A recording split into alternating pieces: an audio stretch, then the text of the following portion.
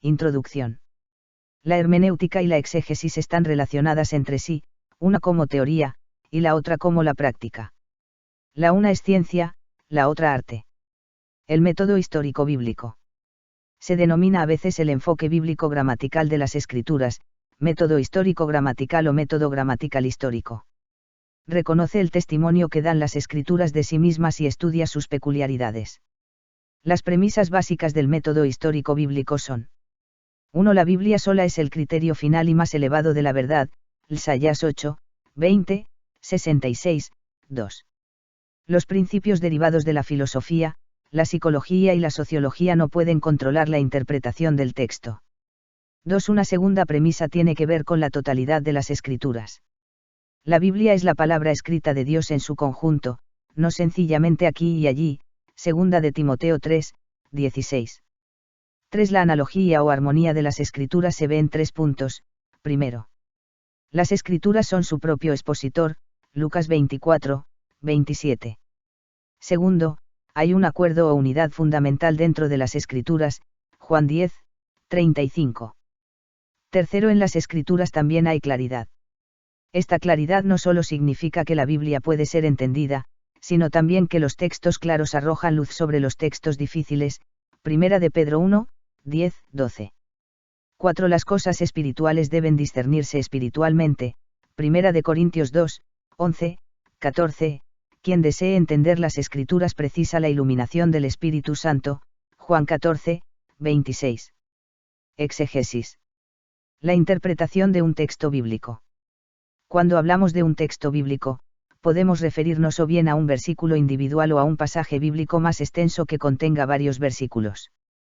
El pasaje a estudiar en nuestro estudio es Juan 6 y 35. Jesús les dijo: Yo soy el pan de vida, el que a mí viene, nunca tendrá hambre, y el que en mí cree, no tendrá sed jamás.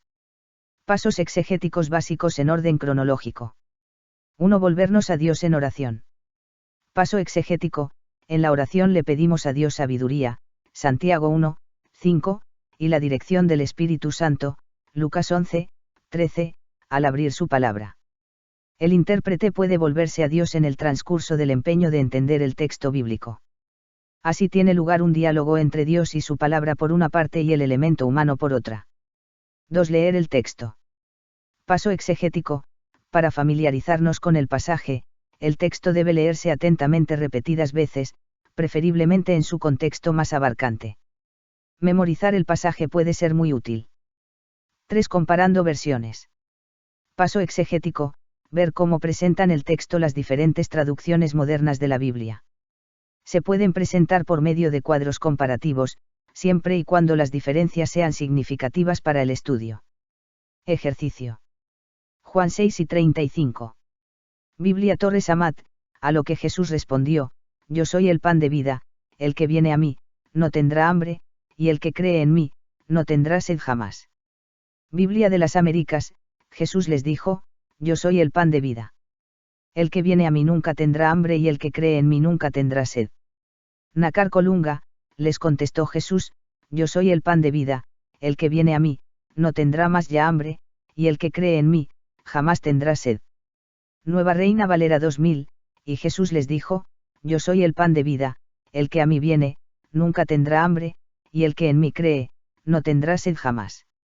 Reina Valera 1909, y Jesús les dijo: Yo soy el pan de vida, el que a mí viene, nunca tendrá hambre, y el que en mí cree, no tendrá sed jamás. 4. Traducir el texto. Paso exegético: la persona que sea capaz de leer las lenguas bíblicas, el hebreo, el arameo y el griego, debería traducir el pasaje objeto de investigación y consignar dicha traducción por escrito. En un texto existen matices y opciones que ninguna traducción podrá capturar jamás. 5. Investigar el contexto. Paso exegético: hay que distinguir entre el contexto histórico-cultural y el contexto literario. En lo relativo al contexto literario, podemos distinguir entre el contexto literario más amplio y el contexto literario inmediato. Contexto. Seguramente la noche anterior muchos de los 5.000 volvieron a sus hogares en la zona circundante, pero sin duda algunos, con más celo religioso, habían quedado a la orilla del mar toda la noche, y quizá otros de los que habían sido alimentados el día anterior volvieron ahora esperando una repetición del milagro. 6. Analizar el texto. Paso exegético. Analizar un texto incluye la investigación de la estructura del texto, de su forma literaria, de palabras individuales, de expresiones y frases y de unidades mayores. 7. Efectuar un análisis teológico. Paso exegético. En el análisis teológico se abordan los siguientes temas y cuestiones: qué temas y contenidos teológicos se discuten en el texto bíblico objeto de estudio. Cómo se desarrollan.